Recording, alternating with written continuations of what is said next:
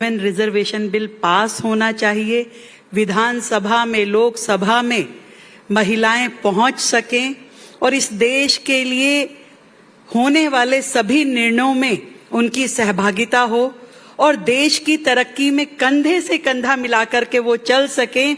आज वो उनका हक उन्हें मिलना ही चाहिए और पूरे देश की महिलाओं को ये उम्मीद है कि आज पक्ष विपक्ष हर व्यक्ति उस ओर देखेगा जहां महिलाएं सोच रही हैं कि हमें ये अधिकार मिले और एक मुश्त सब इकट्ठे होकर के देश की लोकसभा में इस बिल को पारित करेंगे।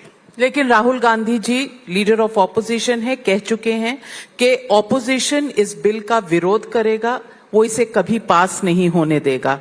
आप समझती हैं कि इस बिल को प्योर रिजर्वेशन बिल ही रहना चाहिए था? डीलिमिटेशन का जो मुद्दा साथ में आ गया है, कहीं ना कहीं विपक्ष इसको एक कॉन्स्पिरेसी थ्योरी के तौर पे देख रहा है। नविका जी, मैंने देखा है कि इतने सालों में ये बिल जब जब आया, 1992 से शुरू होता होता जब जब भी आया, कितनी बार पटल पे रखा गया, कितनी बार रिजेक्ट हुआ, कई बार वो पन्ने फाड़े गए, कभी एक कारण तो कभी दूसरा कारण, परंतु ये बिल पास ना हो। लोगों ने इसी तरह की, अलग अलग पॉलिटिकल पार्टी ने इसी तरह का व्यू रचना रची और आज भी वही हो रहा है।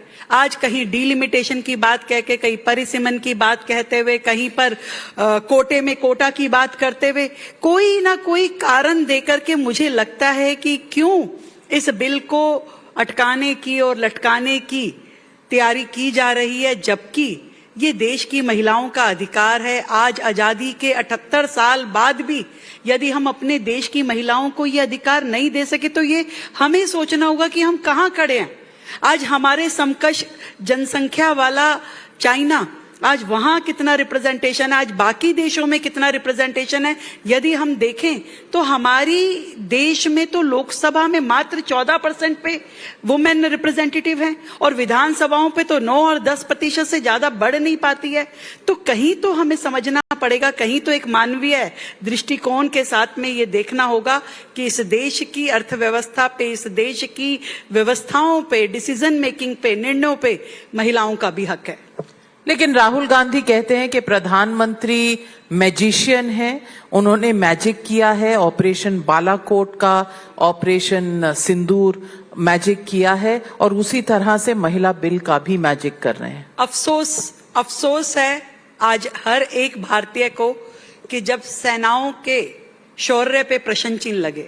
अफसोस है हर एक नागरिक को कि जहां हमारी सेनाएं देश की रक्षा के लिए ना दिन देखती हैं, ना रात देखती हैं, ना अपने प्राणों की चिंता करती हैं और सर्जिकल स्ट्राइक से लेकर के ऑपरेशन सिंदूर तक अपनी जान को जोखिम डाल करके देश की रक्षा करती हैं, देश का मान सम्मान और स्वाभिमान बढ़ाती हैं। और ऐसे में नेता विपक्ष इस तरह की घटिया टिप्पणी करें, मुझे लगता है कि शर्मसार है पूरा का पूरा भारत और भारतीयता। रेखा गुप्ता जी, आपको लगता है कि आपकी पार्टी को शायद विचार विमर्श ऑपोजिशन को कॉन्फिडेंस में लेना चाहिए था इससे पहले कि वो ये बिल लेकर आए? क्योंकि एक फॉर्मूला की बात होती है कि 50% हम बढ़ा देंगे सीटें। वो फॉर्मूला का बेसिस क्या है? वो फॉर्मूला का जो 50% है वो भी बिल में नहीं लिखा है और ऑपोजिशन को इसी बात पर विरोध है कि बिना पार्लियामेंट से बात किए ये फॉर्मूला अपनाया कैसे गया? कौन कहता है बात नहीं हुई? अनेकों बार, सालों से बार बार बैठ करके इस विषय पे चर्चा हुई, बातचीत हुई। ये आज कहते हैं फार्मूला क्यों लेके आए? कल माननीय अमित शाह जी ने कितने स्पष्ट तरीके से देश की पूरी जनता को बताया कि ये 50% सीटें अगर हम बढ़ाते हैं तब जाके 33% आरक्षण बिना वर्तमान के रिप्रेजेंटेशन को छेड़े संभव है। यदि ये फार्मूला नहीं लाते तो आप कहते कि बताइए हमारा अधिकार छीना जा रहा है। वो जितनी रीजनल पार्टियां जिनकी मात्र एक सीट है, ऐसी कितनी पार्टियां, 17 पार्टियां जिनकी एक सीट है और लगभग 8 से 10 पार्टीज है जिनकी 2 सीटें हैं। आज यदि बिना किसी सीट बढ़ाए हुए आप रिजर्वेशन रखते तो हो सकता है वो पार्टी कहती कि भाई हमारी सीट खो गई, या जो पुरुष प्रतिनिधि चुनाव लड़ता है वो कहता जी मेरा हक ले लिया। आज कितने अच्छे तरीके से इस फॉर्मूला के माध्यम से जितनी सीटें वर्तमान में थी वो एज इट इज रहेंगी, एडिशनल सीटें बढ़ने के बाद में रिजर्वेशन भी मिल जाएगा और किसी का नुकसान नहीं है, ना पुरुष प्रतिनिधि का नुकसान है, ना रीजनल पार्टियों का नुकसान है। ये तो शानदार एक काम है। नहीं तो आपके पास और दूसरे कारण होते, आप कहते कि नहीं हमें तो बहुत नुकसान हो रहा है, जैसे साउथ की आपने लगा दिया कि साउथ के राज्यों को नुकसान, जबकि आदरणीय अमित शाह जी ने बड़े स्पष्ट शब्दों में बताया कि कैसे हर राज्य की सीटें बढ़ रही हैं, किसी की भी सीट कम नहीं हो रही, तो किसी का रिप्रेजेंटेशन कम नहीं हो रहा।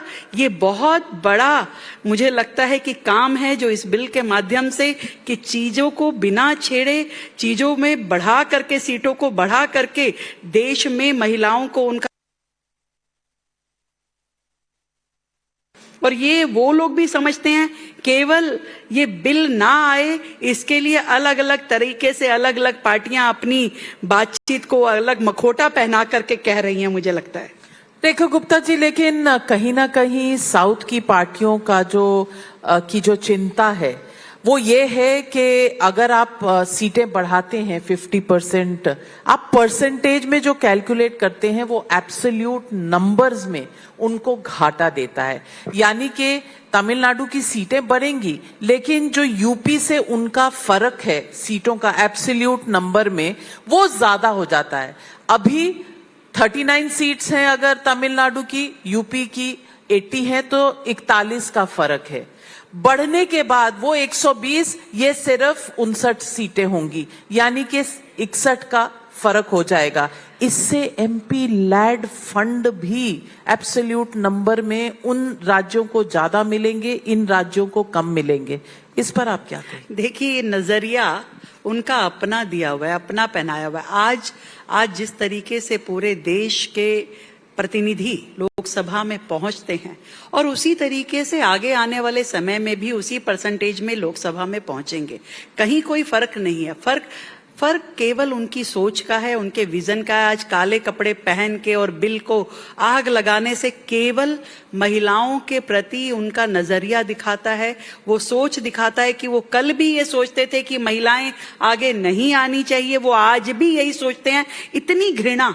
इतनी घृणा कि आप आग लगा रहे हो उस बिल में, ये आप समझ लीजिए केवल राजनीतिक कारण नहीं है, ये कहीं ना कहीं वो सोच है जो चाहती है कि महिलाएं पहले भी घर में थी और आज भी वहां रहनी चाहिए, विधानसभा और पार्लियामेंट तक पहुंच के कहीं ये आत्मनिर्भर ना बन जाएं, कहीं इस देश के निर्णय ये महिलाएं ना करने लग जाए, ऐसी सोच है उनकी। लेकिन रेखा जी, क्या महिलाएं मोहताज हैं इस बिल के पारित होने की? क्या महिलाएं यूं ही आगे नहीं बढ़ सकती? क्या पार्टियां खुद ये नहीं तय कर सकती कि जरूर बिल पास हो ना हो, हम अपनी पार्टी में 33% कैंडिडेट ही वो देंगे जो महिलाएं हैं? ये नहीं हो सकता? मैं आपसे पूछना चाहती हूँ नविका जी, आज 78 साल हमारी राजनीति को हो गए, देश को आजाद हुए हुए, कितनी पार्टियों ने ऐसा कर पाए? कांग्रेस कभी इंदिरा गांधी से आगे बढ़ पाई, कभी सोनिया गांधी से आगे बढ़ पाई, कभी और महिलाएं आ पाई। समाजवादी पार्टी कभी डिंपल यादव से आगे बढ़ पाई, बाकी रीजनल पार्टियां कभी कोई और ऐसे आगे बढ़ पाया? आप छोड़िए, मैं आप अपनी बात करती हूँ। आज मैं एक राज्य की मुख्यमंत्री हूँ, कहाँ से आई? आपने नगर निगम में जो म्यूनिसिपैलिटीज में 50% का रिजर्वेशन दिया, मैं निगम पार्षद बनी। निगम पार्षद बनने के बाद में जैसे जैसे राजनीति में आगे बढ़ी और अपना मैंने वर्किंग दायरा बढ़ाया तो मैं आज यहां तक पहुंच पाई कि अगर नगर निगम में ये रिजर्वेशन नहीं होता तो क्या मैं यहां तक पहुंच पाती? क्या और बाकी जो आज सांसद हैं, विधायक है, शुरुआत उन्होंने नगर निगम से की, क्या वो पहुंच पाती? कितने लोग सीधा ऐसे आ पाते हैं? आज आप अलग अलग लेवल पे, जब तक हमारे देश की ऐसी स्थिति तो होती तो अब तक हो जाता ना, शुरू से हो जाता, आजादी के तुरंत बाद शुरू हो जाते। हम क्यों 78 साल लगे? शौचालय जैसी सुविधा लेने में तो हमें 78 साल लग गए। आज मोदी के आने के बाद में देश को शौचालय मिल रहे हैं। महिलाएं ओपन डेफिकेशन के लिए चाहती थी, आप सोचती हैं ऐसे ही राजनीतिक सीट मिल जाएगी, प्रतिनिधित्व मिल जाएगा बिना किसी रिजर्वेशन के? अगर ऐसा माहौल होता तो माफ कीजिएगा नविका जी, ये लड़ाई बड़ी आसान होती, इतनी मुश्किल ना होती। इसके लिए आपको रास्ता देना पड़ेगा, एक मजबूती देनी पड़ेगी, ताकि देश की आधी आबादी आगे आकर के इस निर्णय प्रक्रिया का हिस्सा बने, वुमेन लेड डेवलपमेंट का हिस्सा बन करके अपने देश को आगे बढ़ाएं। ये जरूरी है।